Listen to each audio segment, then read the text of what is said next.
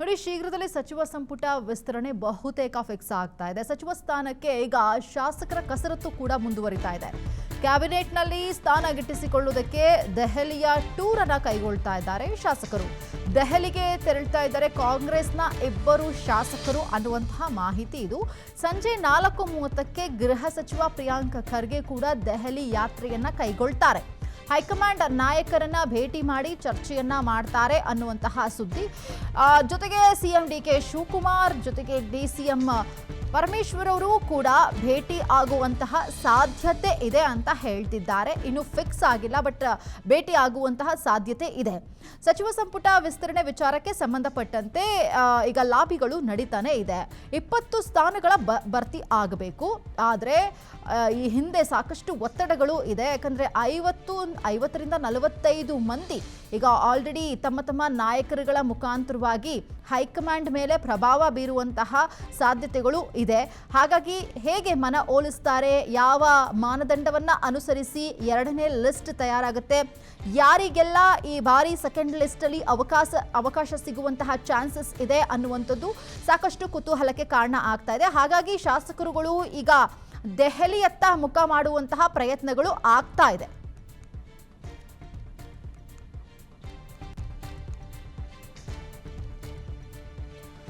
Okay, cabinet ನಲ್ಲಿ ಸ್ಥಾನ ಗಿಟ್ಟಿಸಿಕೊಳ್ಳುವುದಕ್ಕೆ ಈಗ ಶಾಸಕರುಗಳು ಲಾಬಿಯನ್ನ ಮಾಡ್ತಾ ಇದ್ದಾರೆ. ಇಲ್ಲಿದ್ರೆ ಆಗಲ್ಲ, ದೆಹಲಿ ಹತ್ರನೇ ಮುಖ ಮಾಡಿಬಿಡೋಣ ಅನ್ನುವಂತಹ ಮನಸ್ಥಿತಿಗೆ ಬಂದ್ಬಿಟ್ಟಿದ್ದಾರೆ. ಒಂದು ಕಡೆ ರಾಹುಲ್ ಗಾಂಧಿ ಅವರು ನಿನ್ನೆ ಸಂಜೆ ವಿದೇಶದಿಂದ ವಾಪಸ್ ಆಗಿದ್ದಾರೆ.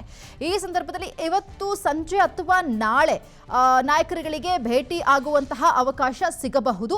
ಆಷಾಢ ಕೂಡ ಪ್ರಾರಂಭ ಆಗ್ಬಿಡುತ್ತೆ. ಅದಕ್ಕೆ ಮುಂಚೆನೆ ಏನು ಸಂಪುಟ ವಿಸ್ತರಣೆ ಆಗತ್ತಾ ಅನ್ನುವಂತಹ ಪ್ರಶ್ನೆ ಕೂಡ ಎದುರಾಗಿದೆ. ಬಟ್ ಈ ಹಿಂದೆ ನೆನೆ ಮೊನ್ನೆ ಹೇಳಿಕೆ ಕೊಟ್ಟಿದ್ದನ್ನು ನಾವು ಗಮನಿಸಿದ್ದೀವಿ. ಪ್ರಿಯಾಂಕ್ ಖರ್ಗೆ ಅವರು ಆಷಾಢಕ್ಕೂ ಮತ್ತು ಸಚಿವ ಸಂಪುಟ ವಿಸ್ತರಣೆಗೂ ಯಾವುದೇ ರೀತಿಯಾದಂತಹ ಸಂಬಂಧ ಇಲ್ಲ ಅಂತ ಹೇಳಿದ್ರು. ಬಟ್ ಆದರೂ ಕೂಡ ಡಿ ಕೆ ಶಿವಕುಮಾರ್ ಅವರು ಯಾವ ವಿಚಾರಗಳನ್ನ ಹೈಕಮಾಂಡ್ ಮುಂದೆ ಪ್ರಸ್ತಾಪ ಮಾಡ್ತಾರೆ ಅನ್ನುವಂಥದ್ದು ಒಂದು ಕಡೆ ಕುತೂಹಲಕ್ಕೆ ಕಾರಣ ಆಗ್ತಾ ಇದೆ. ಈ ಹಿಂದೆ ನಾವು ಗಮನಿಸಿದ್ದೀವಿ, ಮೊದಲನೆಯ ಲಿಸ್ಟ್ ಅಲ್ಲಿ ಸಿದ್ದರಾಮಯ್ಯ ಅವರ ಬಣದವರು ಸಾಕಷ್ಟು ಪ್ರಭಾವವನ್ನ ಬೀರಿದ್ರು. ಸಿದ್ದರಾಮಯ್ಯ ಅವರ ಪ್ರಭಾವ ಹೆಚ್ಚಾಗಿ ಕಂಡು ಬಂದಿತ್ತು. ಪ್ರಮುಖರಿಗೆ ಮೊದಲನೆಯ ಲಿಸ್ಟ್ ಅಲ್ಲಿ ಅವಕಾಶವನ್ನ ಮಾಡಿಕೊಡಲಾಗಿತ್ತು, ಸುಮಾರು 13 ಮಂದಿಗೆ. ಈಗ 20 ಮಂದಿ ಸ್ಥಾನ ಖಾಲಿ ಇದೆ. ಹಾಗಾಗಿ ಒಂದು 50 ಜನ ಕೂಡ ಇದರ ಹಿಂದೆ ಬಿದ್ದಿದ್ದಾರೆ. ಇನ್ನು ಸಚಿವ ಸ್ಥಾನದ ಲಾಬಿಗಾಗಿ ಶಾಸಕರು ದೆಹಲಿಯ ಪ್ರಯಾಣವನ್ನ ಕೈಗೊಂಡಿದ್ದಾರೆ. ದೆಹಲಿಗೆ ಈಗ ಬೋಸರಾಜು ಅವರು ತೆರಳ್ತಾ ಇದ್ದಾರೆ. ಬಸವನಗೌಡ ಬಾದರ್ಲಿ ಕೂಡ ಕೆಂಪೇಗೌಡ ಏರ್ಪೋರ್ಟ್ನಿಂದ ತೆರಳ್ತಾ ಇರುವಂಥದ್ದು. ಶಾಸಕರು ಪ್ರಯಾಣವನ್ನ ಮಾಡ್ತಾ ಇದ್ದಾರೆ. ರಾಷ್ಟ್ರ ರಾಜಧಾನಿಯತ್ತ ಸಚಿವಾಕಾಂಕ್ಷಿಗಳು ದೌಡಾಯಿಸ್ತಾ ಇದ್ದಾರೆ. ನೋಡಿ, ಗಮನಿಸ್ತಾ ಇದ್ದೀವಿ ಯಾರೆಲ್ಲ ಸಚಿವ ಸ್ಥಾನವನ್ನ ಗಿಟ್ಟಿಸ್ಕೋಬೇಕು ಅನ್ನುವಂತಹ ಹುಮ್ಮಸ್ಸಿನಲ್ಲಿ ಇದ್ದಾರೆ. ಅವರೆಲ್ಲರೂ ಕೂಡ ಈಗ ದೆಹಲಿಯತ್ತ ಮುಖ ಮಾಡ್ತಾ ಇದ್ದಾರೆ. ಇನ್ನೂ ಕೂಡ ರಾಹುಲ್ ಗಾಂಧಿ ಅವರು ಯಾರಿಗೆ ಅಂದ್ರೆ ಅವರನ್ನ ಭೇಟಿ ಮಾಡೋದಕ್ಕೆ ಅವಕಾಶವನ್ನ ಮಾಡಿಕೊಟ್ಟಿದ್ದಾರೆ, ಇನ್ನೂ ಕ್ಲಾರಿಟಿ ಇಲ್ಲ. ಒಂದು ಕಡೆ ಡಿ ಕೆ ಶಿವಕುಮಾರ್ ಅವರು ಹೋಗ್ತಾರೆ, ಸಿದ್ದರಾಮಯ್ಯ ಅವರು ಹೋಗ್ತಾರೆ, ಅವರ ಜೊತೆಯಲ್ಲಿ ಬಿ ಕೆ ಹರಿಪ್ರಸಾದ್ ಅವರು ಹೋಗ್ತಾರೆ ಅನ್ನುವಂತಹ ಸುದ್ದಿ ಹರಿದಾಡ್ತಾ ಇತ್ತು 2 ದಿನಗಳಿಂದಲೂ ಕೂಡ. ಜೊತೆಗೆ ಸಿದ್ದರಾಮಯ್ಯ ಅವರು ಬಿ ಕೆ ಹರಿಪ್ರಸಾದ್ ಅವರಿಗೆ ಈ ಬಾರಿ ಮಂತ್ರಿ ಸ್ಥಾನವನ್ನು ಕೊಡಿಸ್ಬೇಕು ಅನ್ನುವಂತಹ ಪ್ರಯತ್ನದಲ್ಲಿ ಇದ್ದಾರೆ. ಬಟ್ ಅದೆಷ್ಟು ಮಟ್ಟಿಗೆ ಸಕ್ಸಸ್ ಆಗುತ್ತಾ ಇಲ್ವಾ ಕಾದು ನೋಡಬೇಕು. ಬಟ್ ಆದರೆ ಉಳಿದಂತಹ ಇತರೆ ಶಾಸಕರುಗಳು ಇದ್ದಾರಲ್ಲ, ಅಥವಾ ಮೊದಲನೇ ಬಾರಿಗೆ ಮಂತ್ರಿ ಆಗುವಂಥವರು, ಈ ಹಿಂದೆ ಸಚಿವರಾಗಿದ್ದಂಥವರು, ಮುಂದೆ ಈ ಬಾರಿಯೂ ಕೂಡ ನಮಗೆ ಸಚಿವ ಸ್ಥಾನವನ್ನು ಕೊಡಬೇಕು ಅಂತ ಹೇಳಿ ಸಾಕಷ್ಟು ಮಂದಿ ತಮ್ಮ ಪ್ರಭಾವವನ್ನು ಬೀರುವಂತಹ ಸಾಧ್ಯತೆಗಳು ಇದೆ. ಈಗ ಆಲ್ರೆಡಿ ಡಿ ಕೆ ಶಿವಕುಮಾರ್ ಅವರ ಬಳಿ ಒಂದು ಲಿಸ್ಟ್ ಇದೆ, ಅದಕ್ಕೆ ಅಂತಿಮ ಮುದ್ರೆ ಬೀಳಬೇಕು. ಸೊ ಆ ಲಿಸ್ಟಲ್ಲಿ ಯಾವ ಮಾನದಂಡವನ್ನು ಅನುಸರಿಸಿದ್ದಾರೆ ಅನ್ನುವಂಥದ್ದು ಒಂದು ಕಡೆ ಕುತೂಹಲ. ಜಾತಿವಾರು ಇರಬಹುದು, ಪ್ರಾಂತ್ಯವಾರು ಇರಬಹುದು, ಅಥವಾ ಹೊಸಬರಿಗೆ ಅವಕಾಶವನ್ನು ಕೊಡ್ತಾರಾ, ಸಿದ್ದರಾಮಯ್ಯ ಅವರ ಒಂದು ಪ್ರಭಾವ ಮತ್ತೆ ಸೆಕೆಂಡ್ ಲಿಸ್ಟ್ ಮೇಲೆ ಏನಾದರೂ ಪ್ರಭಾವ ಬೀರುತ್ತಾ, ಅಥವಾ ಡಿ ಕೆ ಶಿವಕುಮಾರ್ ಅವರು ತಮ್ಮ ಪ್ರಾಬಲ್ಯವನ್ನು ಸಾಧಿಸ್ಕೊಳ್ತಾರಾ ಅನ್ನುವಂತಹ ಪ್ರಶ್ನೆಗಳು ಕೂಡ ಈಗ ಎದುರಾಗ್ತಾ ಇದೆ. ಒಟ್ಟಾರೆಯಾಗಿ ಹೈಕಮಾಂಡ್ ನಾಯಕರನ್ನ ಭೇಟಿ ಮಾಡುವುದಕ್ಕೆ ಶಾಸಕರುಗಳು ದುಂಬಾಲು ಬಿದ್ದಿದ್ದಾರೆ. ಮತ್ತೊಂದು ಕಡೆ ರಾಹುಲ್ ಗಾಂಧಿ ಅವರು ಯಾವಾಗ ಟೈಮ್ ಕೊಡ್ತಾರೆ ಅನ್ನುವಂಥದ್ದು ಒಂದು ಕಡೆ ಕುತೂಹಲ ಜಾಸ್ತಿ ಆಗ್ತಾ ಇದೆ. ಇನ್ನು ಉಳಿದಿರುವಂಥದ್ದು 2 ವರ್ಷಗಳಲ್ಲಿ ಸಿಗುವಂಥದ್ದೇ 1 ವರ್ಷ ಆಡಳಿತ ನಡೆಸೋದಕ್ಕೆ. ಸೊ ಇಷ್ಟರಲ್ಲಿ ತಮ್ಮ ಒಂದು ಆಡಳಿತ ವೈಖರಿಯನ್ನು ತೋರಿಸಬೇಕಾಗುತ್ತೆ, ಚುನಾವಣೆಯನ್ನು ಎದುರಿಸಬೇಕಾಗುತ್ತೆ, ಸಂಘಟನೆಯನ್ನು ಮಾಡಬೇಕಾಗುತ್ತೆ.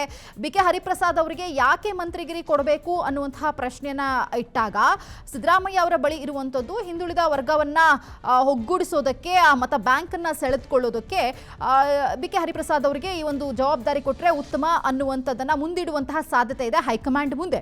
ಲೆಟ್ಸ್ ಸಿ ಹೈಕಮಾಂಡ್ ಯಾವ ರೀತಿಯಾದಂತಹ ನಿರ್ಧಾರವನ್ನು ತೆಗೆದುಕೊಳ್ಳುತ್ತೆ ಅಂದರೆ ಒಟ್ಟಾರೆಯಾಗಿ ಈಗ ದೆಹಲಿಯತ್ತ ರಾಜಕಾರಣ ಏನಿದೆ ಅದು ಸಾಕಷ್ಟು ಗರಿಗೆದರ್ತಾ ಇದೆ. ಕಾದು ನೋಡಬೇಕು ಏನಾಗತ್ತೆ ಅಂತ.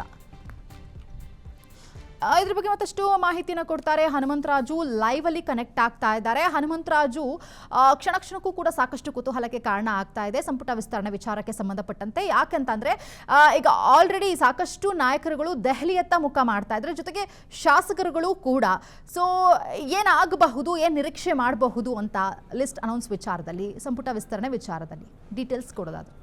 ಎಸ್ ಮನಸ, ಈಗಾಗಲೇ ಏನು ಸಚಿವಾಕಾಂಕ್ಷಿಗಳು ದೆಹಲಿಗೆ ಬಿಡುವಂಥ ಪ್ರಸಂಗ ಕೂಡ ಈಗ ಆಗ್ತಿದೆ. ಇದಕ್ಕೆ ಸಂಬಂಧಪಟ್ಟಂತೆ ಈಗಾಗಲೇ ಏನು ಸಚಿವಾಕಾಂಕ್ಷಿಗಳು ರಾಹುಲ್ ಗಾಂಧಿ ವಿದೇಶಿ ಪ್ರವಾಸದಲ್ಲಿದ್ದ ಕಾರಣ ಸೈಲೆಂಟ್ ಆಗಿದ್ರು. ಇದೀಗ ರಾಹುಲ್ ಗಾಂಧಿ ನಿನ್ನೆ ತಡರಾತ್ರಿ ಈಗ ದೇಶಕ್ಕೆ ಮರಳಿ ಬಂದಿರೋದ್ರಿಂದ ಈ ಹಿನ್ನೆಲೆಯಲ್ಲಿ ಈಗ ಸಚಿವಾಕಾಂಕ್ಷಿಗಳಾದ್ರಿಂದ ಹಿರಿಯ ನಾಯಕರು ಸೇರಿದಂತೆ ಇತರ ನಾಯಕರು, ಶಾಸಕರು ಈಗ ದೆಹಲಿಯಲ್ಲಿ ಬಿಡ್ತಿದ್ದಾರೆ. ಜೊತೆಗೆ ಈ ಒಂದು ಸಂಜೆ 4:30 ವೇಳೆಗೆ ಏನು ಗೃಹ ಸಚಿವರಾದಂಥ ಪ್ರಿಯಾಂಕ್ ಖರ್ಗೆ ಕೂಡ ದೆಹಲಿಗೆ ಪ್ರವಾಸ ಕೈಗೊಳ್ಳುತ್ತಿದ್ದಾರೆ. ಇಂದು ಬೆಳಗ್ಗೆ ಏನು ಸದಾಶಿವನಗರದಲ್ಲಿರ್ತಕ್ಕಂಥ ಮಲ್ಲಿಕಾರ್ಜುನ್ ಖರ್ಗೆ ಮನೆಗೂ ಕೂಡ ಏನು 60 ಶಾಸಕರು ಭೇಟಿ ನೀಡಿ ಸಚಿವಾಕಾಂಕ್ಷಿಗಳು ಒತ್ತಡವನ್ನು ಏರುವಂಥ ಪ್ರಯತ್ನ ಕೂಡ ಮಾಡಿದರು. ಇದ್ರ ಜೊತೆಗೆ ಕೇವಲ ಮಲ್ಲಿಕಾರ್ಜುನ್ ಖರ್ಗೆ ಅವರನ್ನ ಭೇಟಿ ಆದರೆ ಸಾಲಲ್ಲ ಅಂತೇಳಿ ಇತರೆ ಉಳಿದಿರ್ತಕ್ಕಂಥ ಶಾಸಕರು ಕೂಡ ಈಗ ದೆಹಲಿಯತ್ತ ಪ್ರಯಾಣ ಬೆಳೆಸಿದ್ದಾರೆ. ಇದಕ್ಕೆ ಸಂಬಂಧಪಟ್ಟಂತೆ ಈಗಾಗಲೇ ಉಳಿದಿರ್ತಕ್ಕಂಥ 3 ದಿನಗಳ ಒಳಗಾಗಿ ಸಚಿವ ಸಂಪುಟ ಏನು ವಿಸ್ತರಣೆ ಆಗುತ್ತೆ ಅನ್ನೋ ಮಾತು ಕೂಡ ಕೂಗು ಬಂದ ಹಿನ್ನೆಲೆಯಲ್ಲಿ ಹಲವು ಶಾಸಕರು ದೆಹಲಿಯತ್ತ ಪ್ರಯಾಣ ಬೆಳೆಸ್ತಿದ್ದಾರೆ. ಜೊತೆಗೆ ಈಗಾಗಲೇ ಕಾಲಾವಕಾಶ ಕೇಳಿದ ಡಿ ಕೆ ಶಿವಕುಮಾರ್ ಈಗಾಗಲೇ ರಾಹುಲ್ ಗಾಂಧಿ ಅವರ ಕಾಲಾವಕಾಶ ಕೇಳಿರೋದ್ರಿಂದ ಇಂದು ಸಂಜೆ ಅಥವಾ ನಾಳೆ ಬಹುತೇಕವಾಗಿ ಏನು ರಾಹುಲ್ ಗಾಂಧಿ ಅವರೇನಾದರೂ ಬುಲಾವ್ ನೀಡಿದ್ದೇ ಆದಲ್ಲಿ ರಾಜ್ಯದ 3 ನಾಯಕರಾದಂತಹ ಕೆಪಿಸಿಸಿ ಅಧ್ಯಕ್ಷರಾದಂಥ ಹರಿಪ್ರಸಾದ್, ಮಾಜಿ ಸಿಎಂ ಸಿದ್ದರಾಮಯ್ಯ ಹಾಗೂ ಡಿ ಕೆ ಶಿವಕುಮಾರ್ ದೆಹಲಿಯತ್ತ ಪ್ರಯಾಣ ಬೆಳೆಸಲಿದ್ದಾರೆ. ಈ ಹಿನ್ನೆಲೆಯಲ್ಲಿ ಹಲವು ಶಾಸಕರು ಹಾಗೂ ಸಚಿವಾಕಾಂಕ್ಷಿ ಏನು ಲಾಬಿ ಮಾಡ್ತಿದ್ದಾರೆ ಅವರು ಎಲ್ಲರೂ ಸಹ ದೆಹಲಿಯತ್ತ ತಮ್ಮ ಪ್ರಯಾಣನ ಬೆಳೆಸ್ತಿದ್ದಾರೆ. ಮಾನಸ, ಹನುಮಂತರಾಜು, ಒಂದು ವಿಚಾರ ಇಲ್ಲಿ ಗಮನಿಸಬೇಕಾಗಿರುವಂಥದ್ದು, ಯಾಕಂದರೆ ಈ ಹಿಂದೆ ಹರಿಪ್ರಸಾದ್ ಅವರಿಗೆ ಮಂತ್ರಿ ಸ್ಥಾನ ಸಿಗದೇ ಇರೋದಕ್ಕೆ ಇದೇ ಸಿದ್ದರಾಮಯ್ಯ ಅವರು ಕಾರಣ.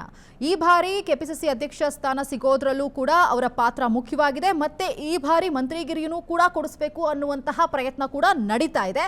ಸೊ ಈ ವಿಚಾರದಲ್ಲಿ ಏನಾಗಬಹುದು ಅನ್ನುವಂತಹ ಕುತೂಹಲ ಅಂತೂ ರಾಜ್ಯ ರಾಜಕಾರಣದಲ್ಲಿ ಇದೆ. ಏನಾಗಬಹುದು ನಿಮ್ಮ ಅನಿಸಿಕೆ ಪ್ರಕಾರವಾಗಿ? ಎಸ್ ಮಾನಸ, ಈ ಹಿಂದೆ ಕೂಡ ಸಿದ್ದು ಸಚಿವ ಸಂಪುಟದಲ್ಲಿ ಏನು ಸಚಿವ ಸ್ಥಾನಕ್ಕೆ ಸಾಕಷ್ಟು ಲಾಬಿಯನ್ನು ನಡೆಸಿರ್ತಕ್ಕಂಥ ಹರಿಪ್ರಸಾದ್ ಕೂಡ ಈ ಬಾರಿ ಏನು ಕೆಪಿಸಿಸಿ ಅಧ್ಯಕ್ಷ ಆದ ನಂತರ ಕೂಡ ಈಗ ಈ ಹಿನ್ನೆಲೆಯಲ್ಲಿ ಅವ್ರಿಗೂ ಕೂಡ ಏನು ಸಚಿವ ಸ್ಥಾನ ನೀಡಬೇಕು ಅಂತೇಳಿ ಅವರು ಅಭಿಮಾನಿಗಳು, ಜೊತೆಗೆ ಸಿದ್ದರಾಮಯ್ಯ ಅವರ ಆಪ್ತ ಶಾಸಕರು ಕೂಡ ಧ್ವನಿಯನ್ನೆತ್ತುತ್ತಿದ್ದಾರೆ. ಈಗಾಗಲೇ ಏನು ಕಾಂಗ್ರೆಸ್ನಲ್ಲಿ 1 ಮ್ಯಾನ್ 1 ಪೋಸ್ಟ್ ಅನ್ನೋದು ಮಾತ್ರ ಈಗಾಗಲೇ ಇರೋದ್ರಿಂದ ಈ ಹಿನ್ನೆಲೆಯಲ್ಲಿ ಈಗ ಕೆಪಿಸಿಸಿ ಅಧ್ಯಕ್ಷ ಸ್ಥಾನ ಕೊಟ್ಟಿರೋದ್ರಿಂದ ಅವರಿಗೆ ಬಹುತೇಕವಾಗಿ ಸಚಿವ ಸ್ಥಾನ ಕೊಡಲ್ಲ ಅಂತ ಮಾತುಕತೆ ನಡೀತಿದ್ರೆ, ಒಂದು ಕಡೆ ಕೇವಲ ಪಕ್ಷದ ಅಧ್ಯಕ್ಷನಾಗಿದ್ದರೆ ಕಾರ್ಯವೈಖರಿ ಮಾಡೋದಕ್ಕೆ ಆಗಲ್ಲ, ಸಚಿವ ಸ್ಥಾನ ಕೊಟ್ಟರೆ ಅದರ ಇಂಪ್ಯಾಕ್ಟ್ ಕೂಡ ಬಹು ದೊಡ್ಡದಾಗಿರುತ್ತೆ ಅಂತೇಳಿ ಈಗಾಗಲೇ ಸಿದ್ದರಾಮಯ್ಯರ ಆಪ್ತ ಬಣ ಏನಿದೆ ಈ OBC ನಾಯಕನ ಆಗಿರೋದ್ರಿಂದ ಅವ್ರಿಗೂ ಕೂಡ ಏನು ಸಚಿವ ಸ್ಥಾನ ನೀಡಬೇಕು ಅಂತೇಳಿ ಸಾಕಷ್ಟು ಒತ್ತಡ ಕೂಡ ಹೈಕಮಾಂಡ್ ನಾಯಕರು ಏರ್ತಿದೆ. ಜೊತೆಗಿಲ್ಲ ಇಲ್ಲಿ ಇರ್ತಕ್ಕಂಥ ರಾಜ್ಯ ನಾಯಕರು ಕೂಡ ಸಾಕಷ್ಟು ಒತ್ತಡವನ್ನು ಏರ್ತಾ ಬರ್ತಿದ್ದಾರೆ. ಮಾನಸ, ಓಕೆ, ಥ್ಯಾಂಕ್ ಯು ಹನುಮಂತರಾಜು, ನೀವೆಲ್ಲ ಡೀಟೇಲ್ಸ್ಗಾಗಿ.